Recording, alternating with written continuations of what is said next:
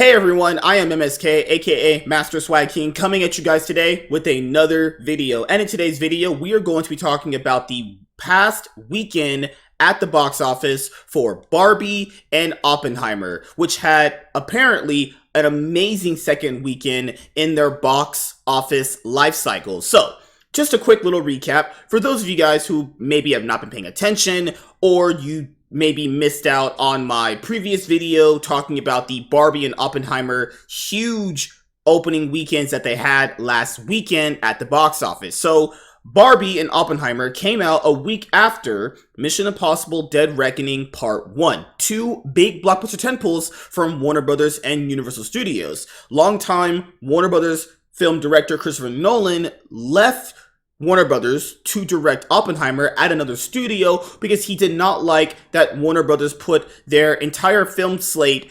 simultaneously day and date between theaters and their streaming service at a time, which was called HBO Max in 2021. He did not like the idea of that, and he chose to leave for another studio to fund his new film, actually. I want people to understand this. Christopher Nolan is somewhat of a household name. Like, a lot of people know who he is. A lot of people like him, actually. And a lot of people do technically know him from his, superhero Dark Knight trilogy, which that's enough to pretty much get you in the door with a lot of people. You directed Batman movies? Oh, that'll get you in the door forever, honestly. Right? Which is, the casual audience, right? So Barbie coming out the same weekend as Oppenheimer, in my own personal opinion, last week, was not a coincidence. I think Warner Brothers did that as some sort of like a jab at Christopher Nolan, hey, we're going to put out our movie the same, weekend as yours, and we'll just compete against you. And Warner Brothers is winning that. I mean, let's be honest here, they are winning that in a massive way. But to be fair, it is a Barbie movie compared to a movie about a guy making an atomic bomb to blow up some Japanese people, right? So that's going to probably appeal to a little bit more people on a broader scale than just Oppenheimer, which is a historical event, and then with Barbie, which is basically a, little 4-year-old play doll, right? So then I want people to understand this as well. Movies that are based around properties like Barbie and Mario, right? Transformers, and potentially like other bigger properties kind of just sell themselves, But then it comes to a point where if you start making a bunch of unnecessary sequels, then it doesn't really matter, actually, because the numbers will start dwindling, right? So Mario Brothers movie comes out this year, makes $1 billion. You had Barbie doing very well right now.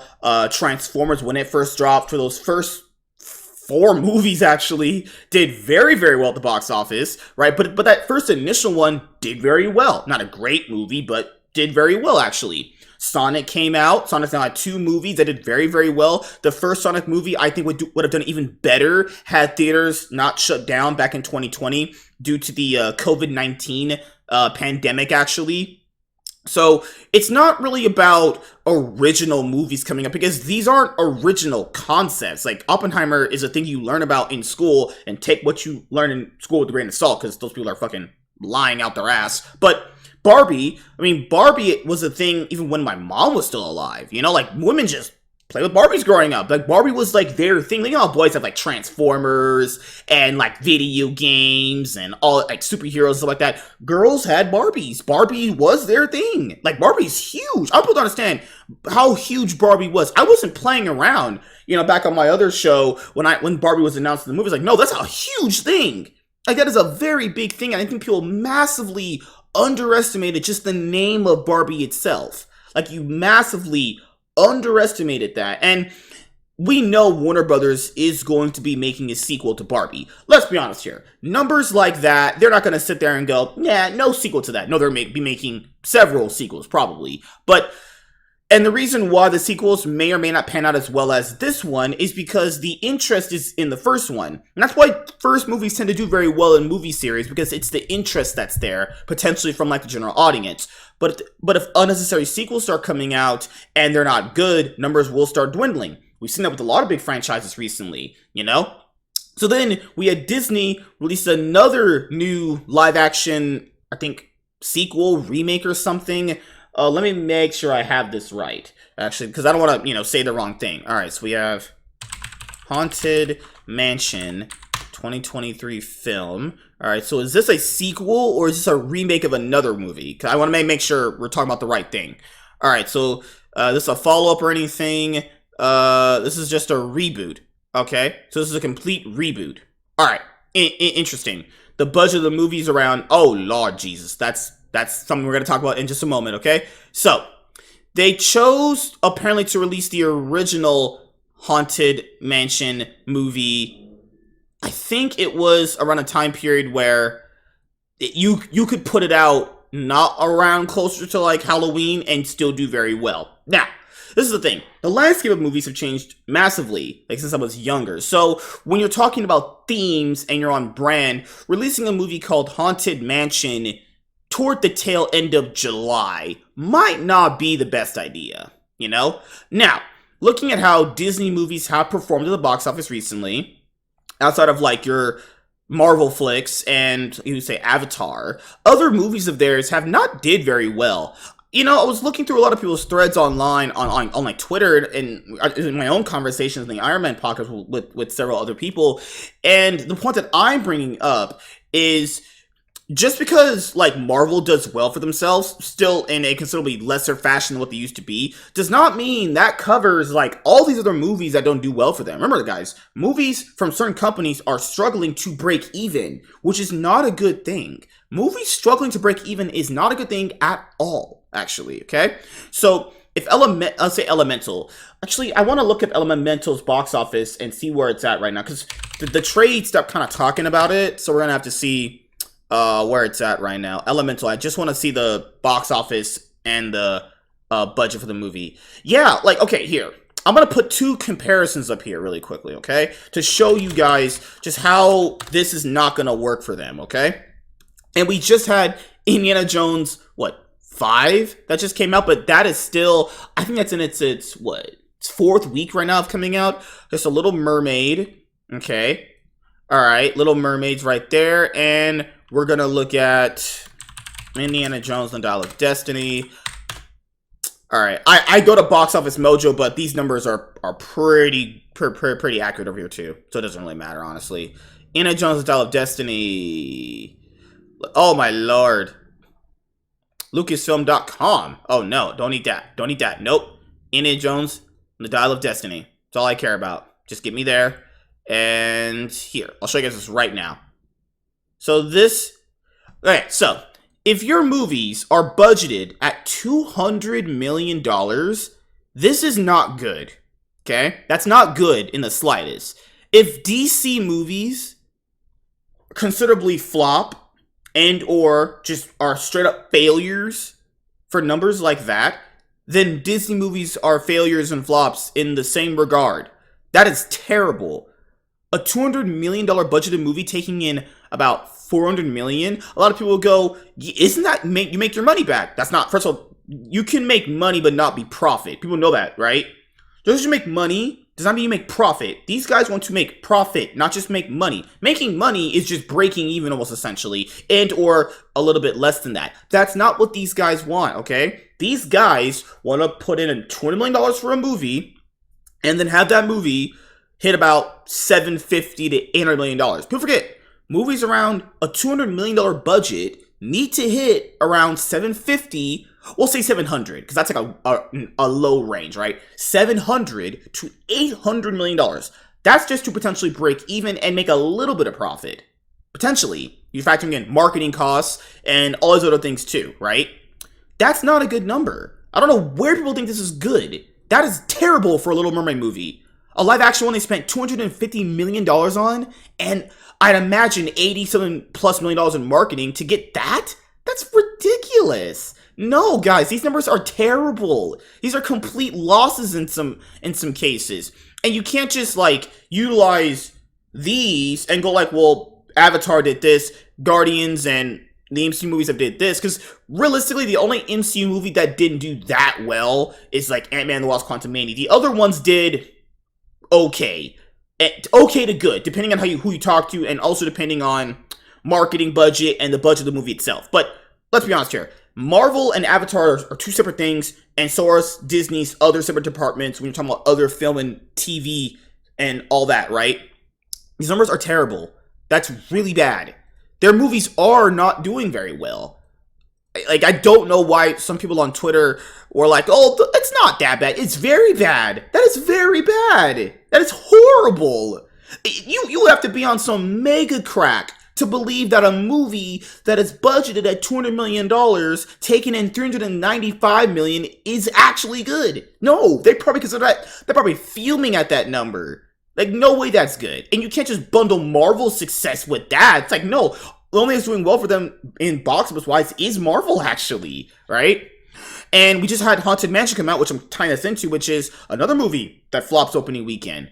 Because it's not really just about the Halloween theme. It's like, I mean, given Disney making a haunted movie, I'll take my reservations of it won't really be that scary, actually. Box office. Barbie scores massive $93 million. Oppenheimer adds huge $46 million in second weekends. It's a Barbenheimer world and we're just living in it. The collective force of Barbie and Oppenheimer continue to rule the box office in their second weekends of release, providing another needed jolt as two Hollywood strikes threaten the fragile exhibition industry. Greta Gerwig's cotton candy colored fantasy comedy again led the way, adding a massive $93 million between Friday and Sunday. Ticket sales for Barbie declined just 43% from its debut and resulted in the 7th biggest second weekend in history. The only movies that enjoyed bigger sophomore outings were billion-dollar behemoths such as Star Wars The Force Awakens, Avengers Endgame, and Infinity War, Black Panther, Jurassic World, and The Avengers. Christopher Nolan's dark historical drama also had a stellar sophomore outing, taking in a mighty $46.6 million over the weekend. According to Universal, it became the first R-rated film to gross more than $10 million for 10 days in a row. That's crazy. All right, so there's this usual guy that they quote in here called Paul Garabedian, and he talks about he basically PR bullshits half the time. All right, so after 2 weeks on the big screen, Barbie has generated $351.4 million in North America to stand as the 4th biggest domestic release of the year.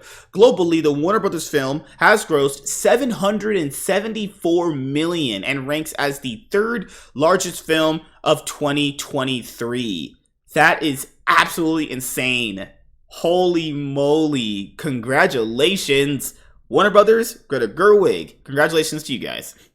Oppenheimer, meanwhile, has earned $174 million at the domestic box office and $400 million at the global box office. It has already outperformed the lifetime grosses of two prior Nolan efforts, Tenet and Batman Begins. Two new movies, Disney's remake of Haunted Mansion and A24's violent thriller Talk to Me, attempted to entice audiences in the wake of Barbenheimer to varied results. Of course, nobody could predict the dominant punch of the two blockbusters when release dates were set. Haunted Mansion debuted in 3rd place with $24.6 million from 3,700 North American theaters. That is abysmally bad. That's probably going to end up being a flop the more weeks go on. Because you can pretty much tell if a movie's going to either flop in its opening weekend toward the end of its box office cycle, or if it can have steady legs and get more money, you know? Some movies kind of flop opening weekend, but then like later on, week after week after week, to get their money going, the money starts coming in. Some just flop opening weekend and just never recover, actually. The film added $9.1 million at the international box office, bringing its worldwide tally to $33 million. It's not a great result for a kid-centric tentpole, and it probably didn't help that the Halloween-esque film opened in July. Disney spent $150 million to produce the film and tens of millions on promotional efforts. Ugh, Lord, man. So the film has a high bar to reach profitability, at least in its theatrical run. It doesn't bode well that audiences were mixed on Haunted Mansion, which has a B+ cinema score. Hey, I've always said this and I'll say this again. Cinema score means literally nothing, but hey, I don't know why the industry still chooses to think it's worth anything, honestly. Alright, the low-budget Talk to Me generated a healthy $10 million from 2,340 theaters across the US, those ticket sales exceeded expectations and were enough to land in 6th place. It's the second biggest start in wide release ever for A24, following Hereditary with 13.6 million. Talk to Me is the feature debut of Australian YouTube stars Danny and Michael Philippou. Reviews and word of mouth have been positive, which helped the film to break out at the box office. It centers on a group of friends who discover how to conjure spirits, which is all fun and games until one of them unleashes a horrifying supernatural force. This is an excellent... Okay, that's just usual PR talking bullshit there. Elseworld at the domestic box office, the independent juggernaut Sound of Freedom added 13.6 million from 3,411 theaters in its 5th weekend of release. The thriller about child sex trafficking has generated 150 million to date, making it the 12th highest grossing domestic release of the year. Remarkably, Sound of Freedom has earned more money in North America than the big budget tentpoles like Fast X, Pixar's Elemental, and Tom Cruise's Mission Impossible Dead Reckoning Part 1. Mission Impossible took the number 5 spot on domestic charts with 10.7 million from 3,191 venues in its 3rd outing. Internationally, the film has generated 309.4 million for a global tally of $448 million. Now, this is the thing with this movie, is this movie toward its box office cycle may teeter on breaking even and slightly bringing in a profit for Paramount and Skydance. Remember, this movie was delayed multiple times, and they had to put in extra money to get the film done at Tom Cruise's request, right? Despite positive reviews, the 291 million budgeted blockbuster has stumbled in the wake of Barbenheimer and will struggle to recover in its theatrical run. Yeah, that's just kind of the thing that I've talked about, which is like, if big blockbuster movies somewhat come out around the same time period, like literally one after the other, or in this rare case, one and then two next, people are already going to be like, well, I already watched Mission Impossible, now I got to take time to watch Barbie and Oppenheimer, and then you have other releases that come out as well. So it's one of those things where, I mean, like a lot of people go, well, isn't that number like technically not good, and that could be an indicator of the quality of film? Well, yes and no. Two things can be true. You can have a low box office number and have a great movie. You could also have a low box office number and a bad movie. It's not a one and the same type of situation. It's just more like his came out first, and he probably thought to himself, if mine comes out first, mine'll just have that inherent ability to it. Mission Impossible, name franchise everyone knows. Money's been pretty solid overall for the franchise. But it's looking like, hey, you can't release this movie around other tentpoles. People just will naturally choose other things. Also, factor in, this is the 7th Mission Impossible movie. If you haven't really watched the other ones, you kind of won't really get the gist of it, of what this specific team does. And this is just the thing when you get into like 7th, 8th movie territory. Am I right?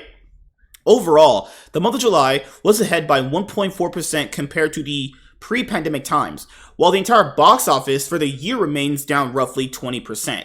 I mean, this is what people in the industry need to understand. It's not really going to be like it was pre-2019 levels of the box office and years before that right now, especially with the writer strike going on and the landscape based around content is just changing. You know, it's just not going to be that way. The thing here is looking at the way things are shaping up, it's all depending on interest, right? Warner Brothers has Meg to the Trends dropping this week, and it's going to be absolutely insane for them because they're going to have potentially 2 big hits at the box office. Barbie is actually trending to hit $1 billion.